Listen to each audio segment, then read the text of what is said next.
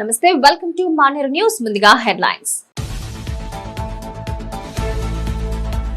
ఘనంగా deputy CM Bhatti జన్మదిన వేడుకలు, నగరంలో పలు సేవా కార్యక్రమాలు. ఓదెల మల్లనకు మొక్కు చెల్లించుకున్న భక్తుడు, ఆలయంలో రాష్ట్ర మంత్రి వివేక్ ప్రత్యేక పూజలు. టీపీసీసీ ప్రధాన కార్యదర్శి శ్రీనుబాబుకు ఘన స్వాగతం, ఉమ్మడి కరీంనగర్ జిల్లా వ్యాప్తంగా సంబురాలు.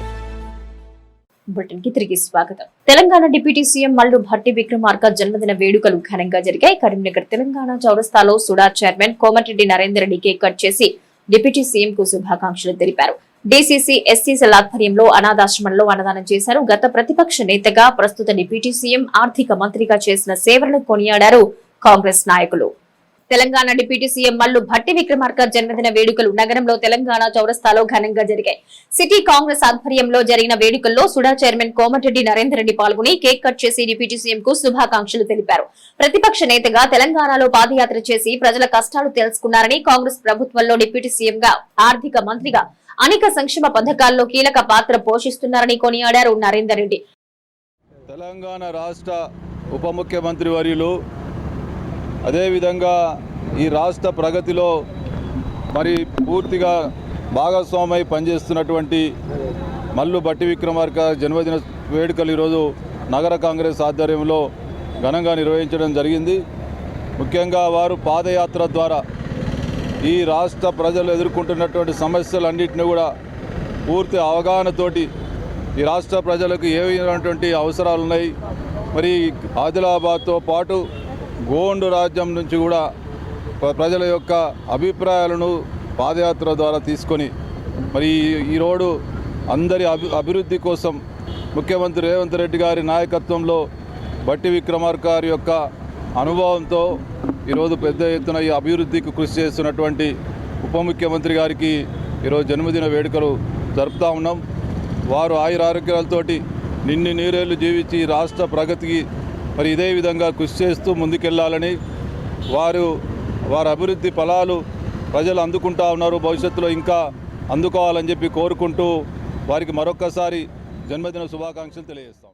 నగర కాంగ్రెస్ అధ్యక్షులు మిత్రులు కోమటిరెడ్డి నరేందర్ గారి ఆధ్వర్యంలో, ముఖ్యంగా రాష్ట్ర ఉప ముఖ్యమంత్రిగా ఈ రాష్ట్రంలో మరి పెట్టుబడులతో పాటు మరి విద్యుత్ రంగాన్ని అత్యధికంగా మరి లాభాలు చేకూర్చడంతో పాటు విద్యుత్ రంగంలో అనేక మార్పులు తెస్తూనే మరి గ్రీన్ రెవల్యూషన్లో భాగంగా మరి ఈ రాష్ట్రంలో చాలా మార్పులు చేస్తున్న ఘనత భట్టి విక్రమార్క గారిది అనే మాట చెప్తూ, అలాగే మైనింగ్ విషయంలో కూడా ప్రత్యేక శ్రద్ధ చేస్తూ ఈ రాష్ట్ర అభివృద్ధికి నిరంతరం కృషి చేస్తున్న భట్టి విక్రమార్క గారికి జన్మదిన శుభాకాంక్షలు తెలియజేస్తూ, మరొకసారి భట్టి విక్రమార్క గారు ఈ రాష్ట్రంలో ఉప ముఖ్యమంత్రిగానే కాక మరి రాష్ట్ర ఆనాటి వర్కింగ్ ప్రెసిడెంట్గా వినలేని సేవలు అందించి బడుగు బలహీన వర్గాలకు అండగా ఉన్న మహానాయకుడు భట్టి విక్రమార్క గారికి మరొక్కసారి జన్మదిన శుభాకాంక్షలు తెలియజేస్తాను. తెలంగాణ రాష్ట్ర ఉప ముఖ్యమంత్రి మల్లు భట్టి విక్రమార్క జన్మదిన వేడుకలు కరీంనగర్ జిల్లా కాంగ్రెస్ ఎస్సీ సెల్ ఆధ్వర్యంలో ఘనంగా నిర్వహించారు. హౌసింగ్ బోర్డు కాలనీలోని వీరబ్రహ్మేంద్ర అనాథ ఆశ్రమంలో వృద్ధులకు అన్నదానం చేశారు. ఈ సందర్భంగా జిల్లా కాంగ్రెస్ ఎస్సీ సెల్ అధ్యక్షులు కొరివి అరుణ్ కుమార్ మాట్లాడుతూ, బడుగు బలహీన వర్గాల ఆశా జ్యోతి భట్టి విక్రమార్క అని ఇలాంటి పుట్టినరోజు వేడుకలు ఎన్నో జరుపుకోవాలని ఆకాంక్షించారు. ఈ కార్యక్రమంలో మైనార్టీ సెల్ జిల్లా అధ్యక్షులు ఎండి తాజుద్దీన్, ఎస్టీ సెల్ జిల్లా అధ్యక్షులు శ్రవణ్ నాయక్, దండి రవీందర్, నితిన్ రెడ్డి, ఖాళీముద్దీన్ పాల్గొన్నారు. వివేక వెంకటస్వామికి మంత్రి పదవి రావడంతో మొక్కు తీర్చుకున్నాడు భక్తుడు. పెద్దపల్లి జిల్లాలో అతిపెద్ద శైవ క్షేత్రమైన ఓదెల మల్లికార్జున స్వామిని అభిమానులతో కలిసి దర్శించుకున్నారు మంత్రి వివేక వెంకటస్వామి. ఈ సందర్భంగా అభిమాని అల్లం సతీష్ 101 కొబ్బరికాయలు కొట్టి మొక్కు తీర్చుకున్నాడు. అంతకుముందు ఒగ్గుడోలు, చప్పుళ్లు, కావడి సవళ్లతో, గొళ్ల కురుమలు, పూర్ణ కుంభంతో అర్చకులు మంత్రికి స్వాగతం పలికారు. అనంతరం స్వామివారికి ప్రత్యేక పూజలు చేసి మొక్కులు చెల్లించుకున్నారు మంత్రి వివేక వెంకటస్వామి. తీర్థ ప్రసాదాలు అందజేసి శాల్వతో సత్కరించారు అర్చకులు. ఈ ఆలయాన్ని తన నాన్న వెంకటస్వామి అనేక సార్లు దర్శించుకున్నారని గుర్తు చేశారు. గడ్డం వంశీకృష్ణ ఎంపీ నిధుల నుంచి ఆలయ అభివృద్ధికి పెద్ద ఎత్తున నిధులు మంజూరు చేస్తారన్నారు. నేను మంత్రి పదవి వచ్చిన తర్వాత 101 కొబ్బరికాయలు వస్తానని చెప్పి మొక్కినాడు. వారు చెప్పడం వలన ఈరోజు ఇక్కడికి వచ్చి మల్లికార్జున స్వామి పూజలు చేసుకొని ఎప్పుడు కూడా మా నాన్నగారు పార్లమెంట్ సభ్యుడు ఉన్నప్పటి నుంచి నేను ఇక్కడ మల్లికార్జున స్వామి ఆలయంకి వచ్చి దీవెనాలు తీసుకొని వెళ్ళేవాడు. నేను ఒక సంవత్సరం ముందు కూడా ఈ గుడికి వచ్చి ఇక్కడ పూజలు చేసుకొని వెళ్ళడం జరిగింది. ఇక్కడ చాలామంది గుర్తు చేసుకుంటున్నారు. కాకా వెంకటస్వామి గారు ఇక్కడ అప్రోచ్ రోడ్ కూడా వారి హయాంలోనే ఈ ఆలయంకి రోడ్డు కట్టించినారని, మా కొడుకు వంశీ కూడా ఈ ఆలయంకి చాలాసార్లు అనుకుంటున్నాడు పోదాం దర్శనం చేసుకుందామని. ఇక్కడ ఏమన్నా ఎంపీ ల్యాండ్స్ నుంచి కూడా నిధులు అవసరం ఉంటే ఈ ఆలయానికి పెట్టి ఇక్కడ మంచిగా డెవలప్ చేసుకుంటాం. చెన్నూరు శాసనసభ్యులు వివేక్ వెంకట స్వామి గారికి మంత్రి పదవి వస్తే మల్లికార్జున స్వామికి 101 కొబ్బరికాయలు కొట్టి మొక్కుకుంటానని ఈరోజు అంతకుముందు మొక్కుకోవడం జరిగింది. ఈరోజు వారి మంత్రి పదవి రాగానే వారికి ఈరోజు మల్లికార్జున స్వామి దేవస్థానంలో సార్ ఆధ్వర్యంలో మా మొక్కు తీర్చుకోవడం జరిగింది. 101 కొబ్బరికాయ కొట్టడం జరిగింది. అలాగే రానున్న కాలంలో వివేక్ సార్ గారు మరిన్ని పదవులు అధిరోహించాలని, అలాగే వంశీబాబు గారు వారు కూడా మరిన్ని ఉన్నత పదవులు ఆశించాలని ఆ మల్లికార్జున స్వామిని భగవంతుని కోరుకుంటున్నాను. టీపీసీసీ రాష్ట్ర ప్రధాన కార్యదర్శిగా ఎంపికై మంత్ర నియోజకవర్గానికి వెళ్తున్న దుద్దిల్ల శ్రీనుబాబుకు కరీంనగర్ ఉమ్మడి జిల్లా వ్యాప్తంగా ఘన స్వాగతం లభించింది. మానకొండూరు, కరీంనగర్, సుల్తానాబాద్, పెద్దపల్లి ప్రాంతాల్లో స్వాగతం పలికి ఘనంగా సత్కరించారు కాంగ్రెస్ నాయకులు, కార్యకర్తలు. ఈ సందర్భంగా పలువురు నాయకులు శ్రీనుబాబుకు శుభాకాంక్షలు తెలిపారు. టీపీసీసీ రాష్ట్ర ప్రధాన కార్యదర్శిగా నియమితులైన పెద్దపల్లి జిల్లాకు వస్తున్న సీనుబాబుకు కరీంనగర్ లో ఘన స్వాగతం లభించింది. నగరంలో సిటీ కాంగ్రెస్ అధ్యక్షులు సుడా చైర్మన్ కోమటిరెడ్డి నరేందర్ రెడ్డి స్వాగతం పలికి శుభాకాంక్షలు తెలిపారు. శాలువాతో సత్కరించారు. పెద్దపల్లి అయ్యప్ప టెంపుల్ వద్ద టీపీసీసీ రాష్ట్ర ప్రధాన కార్యదర్శి శ్రీనుబాబుకు ఘన స్వాగతం పలికారు. ఇక్కడి నాయకులు మానసంచ పేల్చి సంబరాలు జరుపుకున్నారు. అనంతరం పూలమాలలు, శాలువాలతో శ్రీనుబాబును ఘనంగా సన్మానించారు.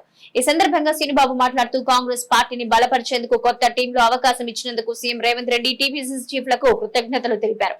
నాన్నగారి ఆశయాలకు అనుగుణంగా అన్నయ్య అడుగుజాడలో నడుస్తానన్నారు. ఈ కార్యక్రమంలో కాంగ్రెస్ పార్టీ నాయకులు, అభిమానులు పాల్గొన్నారు.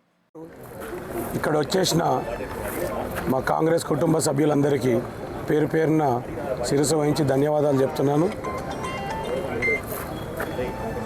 రాహుల్ గాంధీ గారు ఆధ్వర్యంలో మా సీఎం రేవంత్ రెడ్డి గారు, మా డిప్యూటీ సీఎం భట్టి గారు, మా పీసీసీ ప్రెసిడెంట్ మహేష్ గౌడ్ గారు ఆదేశాల ప్రకారం కాంగ్రెస్ పార్టీని బలపరిచేందుకు కొత్త టీంలో నాకు అవకాశం ఇచ్చినందుకు ధన్యవాదాలు. మా నాన్నగారు ఆశయాలు నిలిపించేందుకు మా అన్నయ్య గారు వేసిన బాటలో నడుస్తా అని మీ అందరికీ ప్రామిస్ చేసుకుంటూ పార్టీని ఇంకా ఎంతో కృషి చేసి ప్రతిష్టాపన అండ్ ప్రతిష్ట తీసుకువచ్చే బాధ్యత నాది అని తీసుకుంటూ ఇన్ని రోజులు ఎట్లయితే పనిచేసానో దానికి ఇంకా ఎత్తు పనిచేసుకుంటూ అందరినీ సమన్వయం చేసుకుంటూ ముందుకెళ్తా అని మీ అందరికి మాటిస్తున్నాను. ఈ అవకాశం ఇచ్చినందుకు అందరికీ ధన్యవాదాలు. నుస్తుల్లాపూర్ ప్రభుత్వ భూమిని కబ్జా చేసిన ప్రైవేటు విద్యా సంస్థపై చర్యలు తీసుకోవాలని ప్రభుత్వాన్ని డిమాండ్ చేశారు సిపిఐ జిల్లా కార్యదర్శి పంచాల శ్రీనివాస్. కరీంనగర్ జిల్లా కేంద్రంలోని బద్దం ఎల్లారెడ్డి భవన్ లో ఆయన మీడియాతో మాట్లాడారు. తిమ్మాపూర్ మండలం నుస్తుల్లాపూర్ 14 ఎకరాల 8 గుంటల భూమిని కబ్జా చేసి జ్యోతిష్మతి విద్యా సంస్థలు నిర్మించారని ఆయన ఆరోపించారు.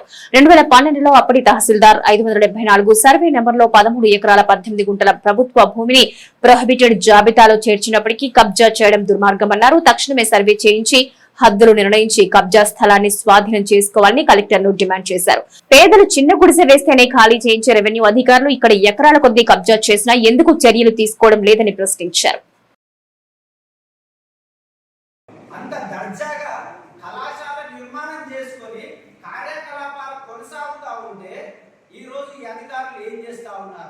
అదేవిధంగా పక్కన ఉన్నటువంటి 574/3, 74/4, 74/5 Jyothishmathi college of physical education భవన నిర్మాణం నిర్మించబడింది. అంటే 14 ఎకరాల 8 గుంటల భూమి, సుమారు 150 కోట్ల విలువ చేసే భూమి ఒక ప్రైవేట్ విద్యా సంస్థ చేతిలో వెళ్ళి భవన నిర్మాణాలు నిర్మించుకొని కార్యకలాపాలు, కళాశాల తరగతుల నిర్వహణ కొనసాగుతూ ఉంటే ఈ జిల్లా యంత్రాంగం, అధికార యంత్రాంగం, రెవెన్యూ యంత్రాంగం ఏం చేస్తుందని అలా భారత కమ్యూనిస్ట్ పార్టీగా సిపిఐ జిల్లా సమితి పక్షాన మేము ప్రశ్నిస్తా ఉన్నాం. మేము సిపిఐగా ప్రత్యక్ష పోరాటాలకు దిగి అక్కడ ఉన్నటువంటి ఆ తిమ్మాపూర్, ఆ ముస్తులాపూర్ పరిధిలోని పేద ప్రజలకు ఆ భూమిని పంచే దిశగా మా పోరాటం కొనసాగుతుంది. పోలీస్ సిబ్బందికి పలు విభాగాల్లో శిక్షణ ఇచ్చారు. కరీంనగర్ పోలీస్ కమిషనరేట్ పరిధిలోని ఆర్మ్డ్ రిజర్వ్డ్ క్విక్ రియాక్షన్ టీంలకు మాబ్ ఆపరేషన్ డ్రిల్ నిర్వహించారు. కరీంనగర్ పోలీస్ శిక్షణ కేంద్రంలో పోలీస్ కమిషనర్ గౌస్ ఆలం సమక్షంలో పలు అంశాలపై ఆయా విభాగాల పోలీసులకు శిక్షణ ఇచ్చారు. శాంతి భద్రతల సమస్యలు తలెత్తినప్పుడు అల్లరి మూకలు సమర్థవంతంగా చెదరగొట్టడానికి పోలీసులు నిర్వర్తించాల్సిన విధులను ప్రాక్టికల్ గా చేసి చూపించారు. లాఠీ డ్రిల్, గ్యాస్ గన్ పేల్చే విధానం, ఫైరింగ్ తదితర అంశాలపై శిక్షణ అందించారు. వివిధ పరిస్థితుల్లో అల్లరి మూకల గుంపులు ఏర్పడినప్పుడు వారిని ఎలా చెదరగొట్టాలి అనే దానిపై పలు సూచనలు చేశారు. సిపి గౌస్ ఆలం అల్లరి మూకలను చెదరగొట్టడమే ముఖ్య ఉద్దేశంగా ఉండాలని, అదే సమయంలో స్వీయ రక్షణను పాటిస్తూ విధులు నిర్వర్తించాలని సూచించారు. స్మోక్ గన్ ఫైరింగ్, వజ్రవాహనాన్ని వినియోగించడం వంటి అంశాలపై కూడా శిక్షణ ఇచ్చారు. ఈ కార్యక్రమంలో రిజర్వ్ ఇన్స్పెక్టర్లు రజనీకాంత్, జానిమియా, కుమారస్వామి, శ్రీధర్ రెడ్డితో పాటు ఇతర అధికారులు పాల్గొన్నారు. కరీంనగర్ అశోక్ నగర్ లోని వాసవి కన్యకా పరమేశ్వరి దేవి ఆలయంలో సంకట చతుర్థి వేడుకలు ఘనంగా జరిగే ఆలయంలో ప్రత్యేక పూజలు చేశారు. ఆలయ ట్రస్ట్ అధ్యక్షులు చిట్టుమల్ల శ్రీనివాస్ ఆధ్వర్యంలో ప్రత్యేక పూజలు చేశారు. ఈ సందర్భంగా ఆయన మాట్లాడుతూ ప్రతి నెల వచ్చే సంకట చతుర్థి పండుగతో పాటు వివిధ కార్యక్రమాలు నిర్వహిస్తున్నట్లు తెలిపారు. ఈ కార్యక్రమంలో ఆలయ కమిటీ సభ్యులు, అర్చకులు పాల్గొన్నారు.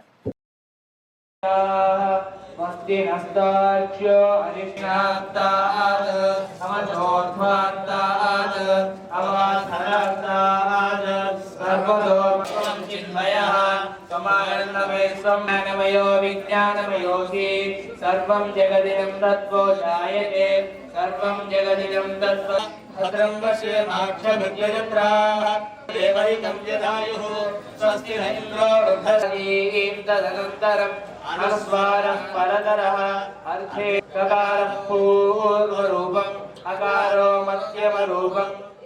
పెద్దపల్లి జిల్లాలోని అతిపెద్ద పుణ్యక్షేత్రమైన ఓదెల శ్రీ మల్లికార్జున స్వామి దేవాలయం భక్తులతో కిటకిటలాడింది. భక్తులు కోనేరులో స్నానాలు ఆచరించి స్వామివారికి పట్నాలు వేసి బోనాలు నైవేద్యంగా వండి కోడె మొక్కులు చెల్లించుకుని స్వామివారిని దర్శించుకున్నారు. భక్తులు స్వామివారిని దర్శించుకునేందుకు సుమారు 3 గంటల సమయం పడుతుందని, వేచి ఉన్న భక్తులకి ఎలాంటి ఇబ్బందులు తలెత్తకుండా ఆలయ ఈవో సదయ్య అధికారులు తగు ఏర్పాట్లు చేశారు. కరీంనగర్ వాసవి కన్యకా పరమేశ్వరి ఆలయంలో వాసవి ట్రస్ట్ ఆధ్వర్యంలో పేదలకు ఆర్థిక సహాయం అందజేశారు. ఈ ట్రస్ట్ చైర్మన్ చిట్టుమల్ల శ్రీనివాస్ ఆధ్వర్యంలో 16 మంది దాతలచే 16 మంది లబ్ధిదారులకు ₹1,00,000 ఆర్థిక సహాయం అందజేశారు. సంకష్ట చతుర్థిని పురస్కరించుకుని కార్యక్రమాన్ని చేపట్టినట్టు చైర్మన్ శ్రీనివాస్ తెలిపారు. పేదరికంలో మగ్గుతున్న వారు విద్య, వైద్యం, వివాహం కోసం తమ ట్రస్ట్ ప్రతినిధులకు దరఖాస్తు చేసుకుంటే పరిశీలించి ఎంపిక చేసి వారికి ఆర్థిక సహాయం అందజేస్తామని తెలిపారు. ప్రతి నెల 4గురికి ₹25,000 చొప్పున ఆర్థిక సహాయం అందించేందుకు కార్యాచరణ తీసుకున్నట్టు చెప్పారు. ఇందుకు సుమారు 200 మంది ఒక గ్రూప్ గా ఏర్పడి ప్రతి ఒక్క సభ్యుడు ప్రతి నెల ₹500 చెల్లిస్తూ ఏడాదికి 6,000 చెల్లించేలా నిర్ణయం తీసుకున్నట్టు తెలిపారు. సాయం కోరేవారు ఈ నెంబర్లో సంప్రదించాలని సూచించారు. కాచం రాజేశ్వర్ 9246932525, బొల్లం శ్రీనివాస్ 9246930309, పల్లెర్ల వేణుమాధవ్ 9030968300, రాచమల్ల భద్రయ్య 9849245317, చిట్టుమల్ల వేణుగోపాల్ 9573901632 సెల్ నంబర్లకి ఫోన్ చేయాలని సూచించారు. ఈ కార్యక్రమంలో వాసవి ట్రస్ట్ ప్రధాన కార్యదర్శి కాచం రాజేశ్వర్, కోశాధికారి బొల్లం శ్రీనివాస్, డైరెక్టర్లు పల్లెర్ల వేణుమాధవ్, చిట్టుమల్ల వేణుగోపాల్, పల్లెర్ల శ్రీనివాస్, తొడుపునూరి తిరుపతి, తాటిపల్లి సుభాష్, మోటూరు అంజన్న, రాచమల్ల భద్రయ్య, పలువురు కమిటీ బాధ్యులు పాల్గొన్నారు.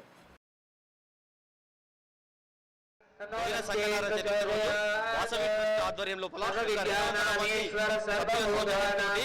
ప్రతి నెల ₹1,00,000 పేదలకు నగదును వితరణ చేయడానికి నిర్ణయించి ఈ నెల 200 మంది సభ్యులతో ₹1,00,000 దాదాపు 16 మంది లబ్ధిదారులకు మరి 16 మంది దాతల చేతుల మీదుగా ₹1,00,000 వాళ్లకు పంచడం ఎంతో సంతోషాన్ని మా ఆలయ ట్రస్ట్ ద్వారా ఈ కార్యక్రమాన్ని నిర్వహిస్తున్నాం. వాసవి ట్రస్ట్ ద్వారా ఈ కార్యక్రమంలో పాల్గొన్న ప్రతి సభ్యులందరికీ ప్రత్యేకంగా ధన్యవాదాలు, నమస్కారం. కాబట్టి మనం కూడా లోక వ్యవహారంలో ఉన్నట్టుగా భగవంతుడు ఇచ్చిన దానిలో ఎత్కించింది పేదలకై మనం చేసే సహాయం భగవంతుని తృప్తి చేస్తుంది. తద్వారా మనకు కూడా ఐశ్వర్యం కలుగుతుంది. మా చైర్మన్ సాబ్ ఈ ప్రపోజల్ పెట్టగానే నాకు చాలా సంతోషం అనిపించింది. ఎందుకంటే కేవలంగా ఏదో భగవంతుడికి పూజ చేసి నైవేద్యం పెట్టి హారతులు ఇచ్చి దండలు వేసి ఇది కాదు. నిజమైనటువంటి భగవత్ సేవ అంటే మానవ సేవనే మాధవ సేవ అని నమ్మే మొట్టమొదటి వ్యక్తి నేను కాబట్టి ఫస్ట్ నా పేరే రాయమని చెప్పిన. నాకు చాలా సంతోషం. మీరందరూ కూడా ఇంకా ఇప్పుడు మేము 200 మందితో 1,00,000 రూపాయలే అనుకున్నాం. 400 మంది అయితే 2 లక్షల రూపాయలు అవుతాయి. నెలకు 500 రూపాయలు పెద్ద సమస్య కాదు. అవకాశం ఉన్న వాళ్ళు ఇంకా జాయిన్ అయ్యి ఇంకా పేదలకి సహాయం చేసే అవకాశాన్ని మాకు మా ఆలయ ట్రస్ట్ సభ్యులందరికీ కూడా కలగజేసి మీకు కూడా భగవంతుని ఆశీర్వాదం అందాలి అని చెప్పి ఈ కార్యక్రమం ఇంకా ఇంకా విజయవంతంగా సాగాలని ఆ కన్యకా పరమేశ్వరి అమ్మవారిని వేడుకుంటున్నాను. కరీంనగర్ కోతిరాంపూర్లో గల ప్రభుత్వ ఉన్నత పాఠశాలలో 2004-05 10th బ్యాచ్ విద్యార్థుల సమ్మేళనం జరిగింది. ఈ సందర్భంగా వారికి విద్యాబుద్ధులు నేర్పిన గురువులను ఆహ్వానించి సత్కరించారు. 20 సంవత్సరాల తరువాత ఇలా ఒకే వేదికపై కలుసుకోవటం చాలా ఆనందంగా ఉందన్నారు. పూర్వ విద్యార్థులు ఒకరికొకరు గత స్మృతులు నెమరు వేసుకుంటూ ఆప్యాయంగా పలకరించుకుని భావోద్వేగాలకు లోనయ్యారు. వారి వారి కుటుంబ సభ్యులను పరిచయం చేసుకున్నారు.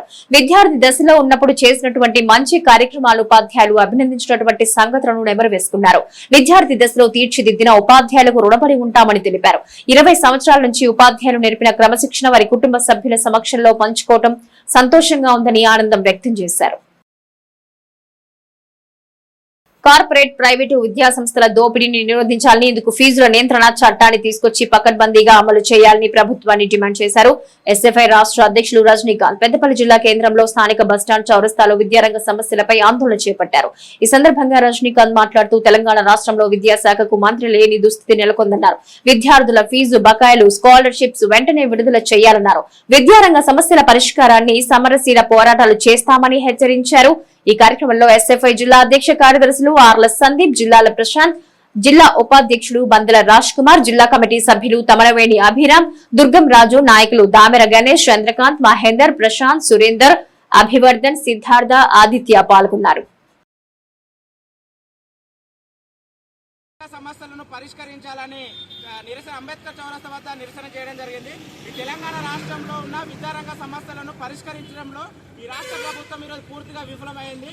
ఈరోజు సంవత్సరాల కాలం మీద పూర్తయిన కూడా ఈ రాష్ట్రంలో ఈరోజు అనేక శాఖలకు మంత్రులున్నా నిన్నటికి ఉన్న ఈరోజు అనేక శాఖలకు మంత్రులు కేటాయించినా కూడా ఈ రాష్ట్రంలో ఉన్న విద్యాశాఖకు ఈరోజు మంత్రులు లేని పరిస్థితి ఈ తెలంగాణ రాష్ట్రంలో ఉంది. ఈరోజు మందుకు మంత్రి ఉన్నాడు, మందు పైన సమీక్ష చేస్తున్నారు. కానీ ఈ రాష్ట్రంలో విద్యా వ్యవస్థ బాగుపడాలంటే ఈరోజు ఉన్నత స్థాయిలో విద్యార్థులు ముందుకెళ్లాలంటే కనీసం విద్యారంగ సమస్యలను సమీక్ష చేద్దామంటే మంత్రి లేని దుస్థితి తెలంగాణ రాష్ట్రంలో ఉంది. ఎస్ఎఫ్ఐ ఒకటే డిమాండ్ చేస్తున్నాం, రాష్ట్రంలో విద్యాశాఖ మంత్రి నియమించాలి, విద్యారంగ సమస్యలు పరిష్కరించాలి, విద్యారంగంలో సమస్యలపైన సమీక్ష చేయాలని సందర్భంగా డిమాండ్ చేస్తున్నాం. ఫీజుల నియంత్రణ చట్టం ఉంది, కానీ తెలంగాణ రాష్ట్రంలో ఫీజుల నియంత్రణ చట్టం తీసుకురావాలి. దాంతోపాటు పెండింగ్ లో ఉన్న స్కాలర్షిప్ ఫీజు రింబర్స్మెంట్ బకాయిలు దాదాపుగా 8,000 కోట్ల పైచీలకి ఈరోజు స్కాలర్షిప్ ఫీజు రింబర్స్మెంట్ బకాయిలు ఉన్నాయి. ఈ ఫీజు రింబర్స్మెంట్ స్కాలర్షిప్ బకాయిలను విడుదల చేయాలి. దాంతోపాటు పెద్దపల్లి జిల్లా వ్యాప్తంగా అద్దెబాలను కొనసాగుతున్న గురుకులాలకు, సంక్షేమ హాస్టళ్లకు సొంత పాలను నిర్మించాలి. ఖాళీగా ఉన్న ఎంఈఓ పోస్టులను భర్తీ చేయాలని ఎస్ఎఫ్ఐ డిమాండ్ చేస్తున్నాం. రాష్ట్ర ప్రభుత్వం పైన విద్యార్థి లోకం పోరాటాలు నిర్వహించి ప్రభుత్వానికి తగిన గుణపాఠం చెప్తామని ఈ సందర్భంగా హెచ్చరిస్తారు. నిబంధనలకు విరుద్ధంగా తోక పేర్లతో నిర్వహిస్తున్న ప్రైవేటు విద్యా సంస్థలపై చర్యలు తీసుకోవాలని డీఈఓను డిమాండ్ చేశారు. డివైఎఫ్ఐ జిల్లా కార్యదర్శి తిరుపతి కరీంనగర్ డివైఎఫ్ఐ జిల్లా కార్యాలయంలో ముఖ్య కార్యకర్తల సమావేశాన్ని నిర్వహించారు. అనంతరం తిరుపతి మాట్లాడుతూ అడ్మిషన్ ఫీజులు, యూనిఫామ్, టైలు, బెల్టులు ఇలా నిబంధనలకు విరుద్ధంగా వ్యాపారం చేస్తున్నారని మండిపడ్డారు. ఫీజుల నియంత్రణ చట్టాన్ని తీసుకురావాలని ప్రభుత్వాన్ని డిమాండ్ చేశారు. ఈ కార్యక్రమంలో డివైఎఫ్ఐ నాయకులు అభిరామ్, రాకేష్, సంపత్, నిశాంత్ రెడ్డి, రాహుల్ పాల్గొన్నారు. విద్యార్థుల తల్లిదండ్రుల నుంచి ఆర్థిక దోపిడీ చేస్తున్న అనుమతి లేని ప్రైవేట్ పాఠశాలపై చర్యలు తీసుకోవాలని ఈరోజు కరీంనగర్ డివైఎఫ్ఐ జిల్లా కమిటీ డిమాండ్ చేస్తుంది. అసలు ప్రతి పాఠశాలకు ఒక హాస్టల్ ఉంటుంది. ఆ హాస్టల్కు అనుమతి తీసుకోవాలంటే ఫుడ్ ఇన్స్పెక్టర్ నుంచి అనుమతి తీసుకోవాలి. ఎందుకంటే ఈరోజు లక్షల్లో రూపాయలు హాస్టల్ ఫీజులు చూయించి ఈరోజు హాస్టల్లో విద్యార్థులు వచ్చిన తర్వాత కనీసము నాణ్యత లేని ఆహారం పెట్టుతున్న పరిస్థితి ఈ కరీంనగర్ జిల్లాలోకి కనబడుతుంది. ఇప్పటికైనా అనుమతి లేని స్కూళ్లపై తక్షణమే చర్యలు తీసుకోవాలి. సిబిఎస్ఈ, నీటు ప్రభుత్వం నుంచి అనుమతి తీసుకోకుండా ఇటువంటి అనుమతి లేదని తెలిసి కూడా ఈరోజు విద్యాశాఖ అధికారులు ఎందుకు చర్యలు తీసుకోవడం లేదని ఈ సందర్భంగా విద్యాశాఖ అధికారులను ప్రశ్నిస్తున్నాము. కాబట్టి రానున్న రోజుల్లో అనుమతి లేని స్కూళ్లపై, అలాగే యూనిఫాము, బుక్స్లతోటి వ్యాపారం నిర్వహిస్తున్న స్కూళ్లపై తక్షణమే చర్యలు తీసుకోవాలని ఈ సందర్భంగా డిమాండ్ చేస్తున్నాము. లేని పక్షంలో జిల్లా వ్యాప్తంగా డివైఎఫ్ఐ ఆధ్వర్యంలో అనేక ఆందోళన కార్యక్రమాలు ఉధృతం చేస్తామని ఈ సందర్భంగా తెలియజేస్తున్నాము. ప్రపంచ రక్తదాన దినోత్సవం సందర్భంగా కరీంనగర్ ప్రారంభిత పాఠశాలలో సిబ్బంది రక్తదానం చేశారు. కరీంనగర్ పట్టణంలో ఆయుష్ బ్లడ్ సేవా సంస్థ వారి ఆధ్వర్యంలో ప్రారంభిత ఉన్నత పాఠశాలలో ఏర్పాటు చేసిన రక్తదాన శిబిరంలో 40 మంది ఉపాధ్యాయులు రక్తదానం చేసి వారి సేవా దృక్పథాన్ని చాటారు. ఈ సందర్భంగా పాఠశాల సీనియర్ ప్రధానోపాధ్యాయులు ప్రశాంత్ మాట్లాడుతూ రక్తదానం వల్ల ఆపదలో ఉన్న వారి ప్రాణాలు కాపాడవచ్చున్నారు. రక్తదానం ద్వారా క్యాన్సర్, రుగ్మతలు, గాయాలైన రోగులకు సాయం చేసే అవకాశం ఉందన్నారు. రక్తదానం చేసిన తర్వాత కొత్త రక్త కణాలు ఉత్పత్తి అవుతాయన్నారు. రక్తదానం యొక్క ప్రాధాన్యతను వివరిస్తూ ప్రతి ఒక్కరూ సంవత్సరానికి 2 మార్లు రక్తదానం చేయాలని పిలుపునిచ్చారు. ఈ సందర్భంగా రక్తదానం చేసిన ఉపాధ్యాయులు ప్రారంభిత పాఠశాల అధినేత డాక్టర్ ఎన్నిగంటి ప్రసాదరావు ప్రత్యేకంగా అభినందించారు. ఈ కార్యక్రమంలో పాఠశాల డైరెక్టర్లు అనుకర్రావు, వినోద్రావు, ప్రధానోపాధ్యాయులు బాలాజీ, ప్రశాంత్, కవిత, సమన్వయకర్తలు పాల్గొన్నారు. హై స్కూల్లో మదర్ బ్రాంచ్లో ఈ బ్లడ్ డొనేషన్ క్యాంప్ అనేది మేము జరుపుతున్నాము. ఇవాళ బ్లడ్ డొనేషన్ చేస్తున్నారు. ఈ సందర్భంగా ఓవర్ 30-35 టీచర్స్ ఇవాళ బ్లడ్ డొనేషన్ చేస్తున్నారు. బ్లడ్ డొనేషన్ చేయడం వల్ల మన హార్ట్ రిస్క్ అంటే హార్ట్ అటాక్ వచ్చే రిస్క్ను కూడా మనం తగ్గించుకుంటాం. ఒకటి క్యాన్సర్ అంటే జనరల్గా మనకు ఒక ఏజ్ వచ్చిన తర్వాత కార్సినోజన్స్ ఈ తినడము మన లైఫ్ స్టైల్ వల్ల కొన్ని ఆరోగ్య సమస్యలు వస్తుంటాయి. దాంతో క్యాన్సర్ ప్రోన్ ఏజెంట్స్ ఎక్కువ డెవలప్ అవుతాయి బాడీలో. సో ఆ క్యాన్సర్ కాజింగ్ ఏజెంట్స్ని కూడా మనం బ్లడ్ డొనేషన్తో తగ్గించుకోవచ్చు. ఈ బ్లడ్ డొనేషన్తో మనకు ఐరన్ లెవెల్స్ బ్లడ్లో ఐరన్ లెవెల్స్ పెరుగుతాయి. దాంతో ఆ మినరల్ కాంటెంట్ పెరగడం వల్ల మనం చాలా ఆరోగ్యకరంగా ఉంటాం. కొత్త సెల్స్ డెవలప్ అవుతాయి బాడీలో. సో ఇమ్యూనిటీ బూస్ట్ అవుతుంది.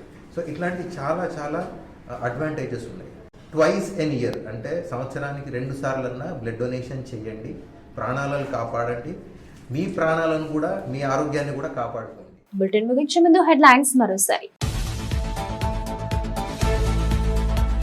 ఘనంగా డిప్యూటీ సీఎం భట్టి జన్మదిన వేడుకలు, నగరంలో పలు సేవా కార్యక్రమాలు. ఓదెల మల్లనకు మొక్కు చెల్లించుకున్న భక్తుడు, ఆలయంలో రాష్ట్ర మంత్రి వివేక్ ప్రత్యేక పూజలు. టీపీసీసీ ప్రధాన కార్యదర్శి శ్రీనుబాబుకు ఘన స్వాగతం, ఉమ్మడి కరీంనగర్ జిల్లా వ్యాప్తంగా సంబురాలు. ఇవి నాటి మానేరు న్యూస్. నమస్తే.